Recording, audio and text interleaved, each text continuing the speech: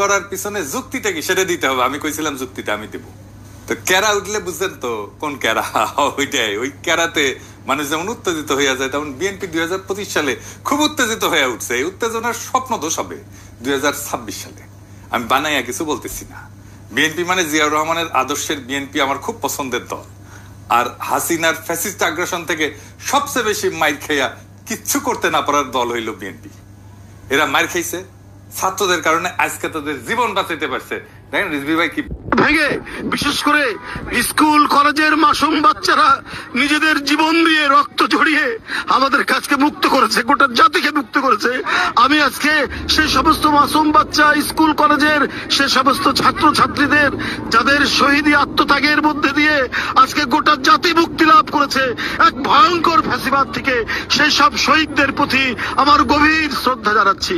আমি শ্রদ্ধা জানাচ্ছি যারা পঙ্গুত্ব বরণ করেছে, যাদের চোখ চলে গেছে, যাদের পা চলে গেছে, আমি তাদের প্রতিও শ্রদ্ধা জ্ঞাপন করছি। আর পাশাপাশি আমি একটু বলতে চাই, সারা বাংলাদেশের আজকে গণতন্ত্রের যে বিজয় হয়েছে, এইটা আমাদেরকে, এই উল্লাসকে আমাদেরকে সংহত করতে হবে।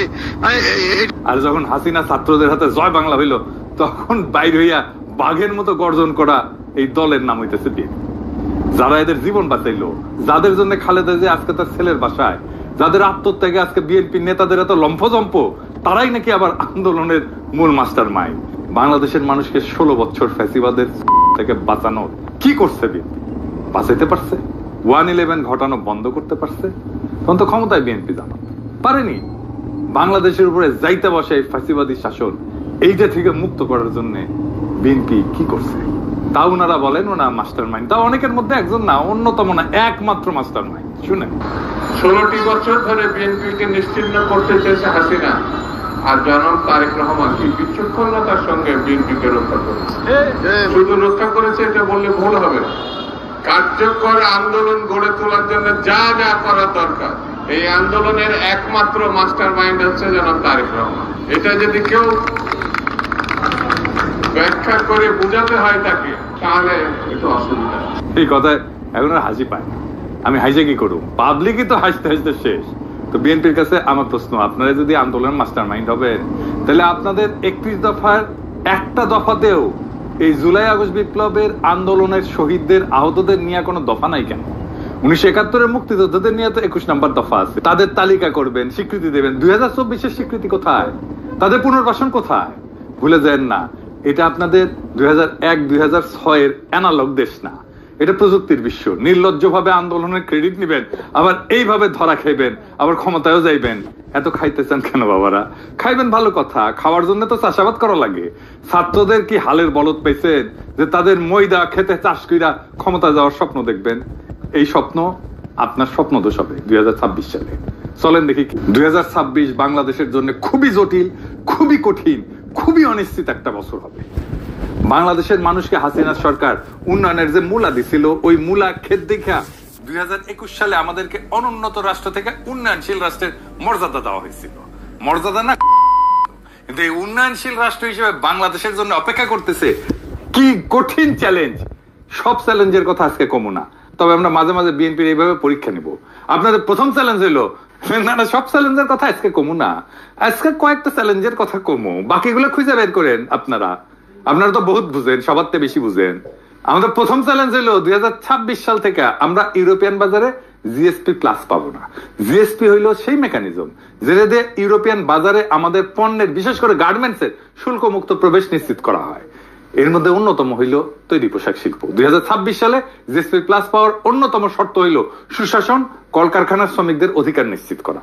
সুশাসনের কথা কইলাম না, ওইটা আপনারা কেমন পারবেন সেটা 2001-2006 সালের কথা মনে আছে, কিন্তু কলকারখানার শ্রমিকদের অধিকার নিশ্চিত করতে আপনারা যে পরিকল্পনা দরকার সেটা আপনাদের নাই। কেন জানেন? আপনারা হইলেন ব্যবসায়ী আর বুর্জাদের নিয়ে তৈরি দল। গরিব মানুষরা রক্ত দেয় আর বড় লোকরা মাখন খায়। আপনাদের যারা জনগণের সাথে সম্পৃক্ত ছিল তাদের কি অবস্থা আমি একটু পরে দেখাবো। হ্যাঁ, কি অবস্থা বের করে দেন, নয়তো মেরে ফেলে, পিঠে মরে যায়, বনে বাজারে ঘুমায় বেড়ায়। ঢাকায় এসে রিক্সা চালাইছে যে সমস্ত লোকেরা, দারোয়ান হয়েছে, পাঠাওয়ে কাজ করছে, তাদের কোনো খবর থাকে না। সবাই আইসা তখন টেকার লোভে জড়া হয় আশেপাশে। অর্থলোভী এলিট আর এই রাসেলের মতো লোকেরা আপনাদের দলে ফিরতেছে, নতুন এসানম হয়ে উঠতেছে। আপনাদের এক্সাম্পল দিই, আপনাদের তৃণমূলের নেতা কর্মীদের কি অবস্থা, আপনাদের যুব দলের নেতারে আর্মি পিটায় মেরা ফেলাইলো, দেখছেন বাচ্চাগুলোর কি অবস্থা, অথই পাথারে পড়ছে এই পরিবারটা।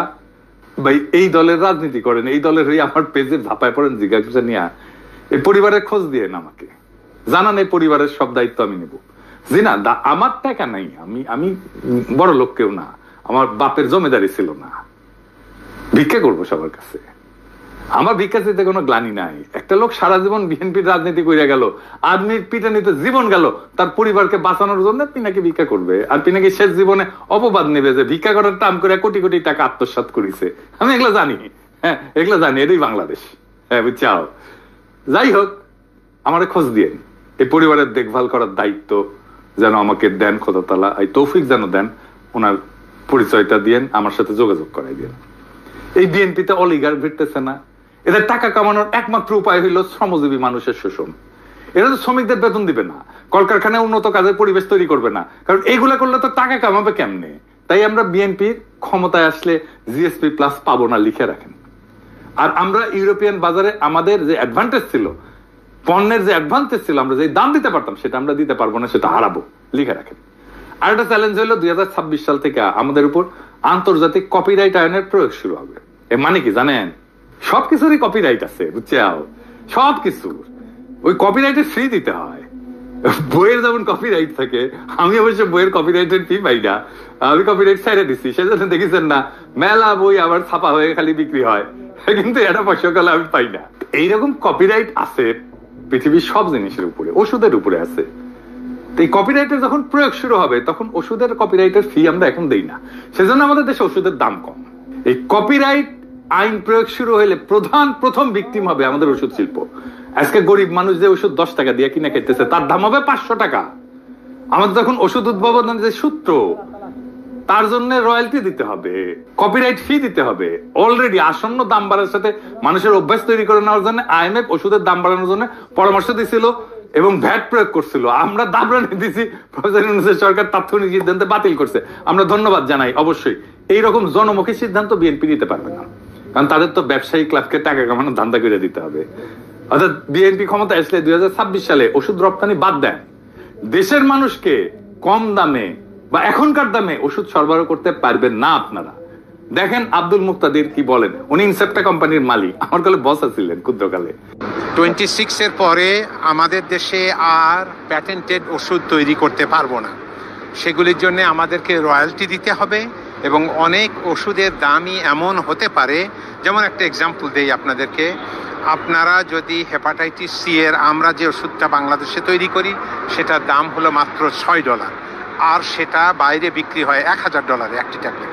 তাহলে আমরা যেটা $6 বাংলাদেশে দিচ্ছি ওটা $1000 তো মানুষ খেতে পারবে না, এবং একটা ট্রিটমেন্ট হলো 87টা ট্যাবলেট খেতে হয় একবার। তো বাংলাদেশের কোন লোক হেপাটাইটিস সি হলে পারে $87,000 দিয়ে এটা খেতে পারবে? দেখেছেন কি ধাইয়া আসতেছে। এরপরে চ্যালেঞ্জ হইল বিদেশিরা আমাদের যে সহজ শর্তে ঋণ দেয় সেটা বন্ধ হয়ে যাবে। আমাদের তখন উন্নয়ন বাজেটের ঘাটতি মোকাবেলা করতে বাণিজ্যিক হারে বৈদেশিক ঋণ নিতে হবে। তাইলে বুঝতে পারতেছেন সুদ দিয়া ঋণ নিতে হবে। ওই টাকাটা আমরা কেমনে পাবো? ওই টাকাটা উপার্জন করবো কত? উপার্জন করে তো সুদ শোধ দিতে হবে। আভ্যন্তরীণ অর্থনৈতিক সক্ষমতা তৈরি করে তারপরে ওই সুদটা শোধ দিতে হবে। এটা কেমনে করবেন আপনারা জানেন? আপনাদের কাউরে তো করতে এইসব নিয়ে কথা কইতে দেখি না। এসব ফাও মজা করার দিন শেষ। বিএনপির যারা ভাবতেছেন যে ক্ষমতা এসে 16 বছরে ক্ষুধা মিটাবেন, তাদের জন্য এক বালতি সমবেদনা রইল। এইরকম প্রস্তুতি নিয়ে ক্ষমতা আসলে পাবলিক টাইনে নামায় দিবে যদি দায়িত্ব নিতে না জানেন। 4 নম্বর হইতেছে আমেরিকান সাহায্য বন্ধ হয়ে গেছে সারা দুনিয়ায়। আমাদের তৃতীয় সাহায্যদাতা দেশ ছিল আমেরিকা এই ট্রাম্প আসার পরে। 1 আর 2 নম্বর হইতেছে জাপান আর ইংল্যান্ড। 2022 সালে কত টাকা দিছিল আমেরিকা তারা জানেন? আমেরিকা, শুধু আমেরিকা $32 বিলিয়ন। এই টাকাটা হাওয়া হয়ে যাবে। কই পাবেন সেটা? $32 বিলিয়ন তো লাগবে। তাহলে কেমনে সামাল দেবেন? কোত্থেকে পাবেন? আমাদের পাশা ঢাকতে সামনে উদাম হয় আর সামনে ঢাকতে পাশা উদাম হয়। পারবেন এই টাকার বিকল্প যোগান দিতে? পারবেন না ভাই। দেখেছেন তো IMF $4-5 বিলিয়ন দিতে কিরকম প্যারাপ্যারি করে 32 বিলিয়ন ডলার কোটি থেকে পাবেন।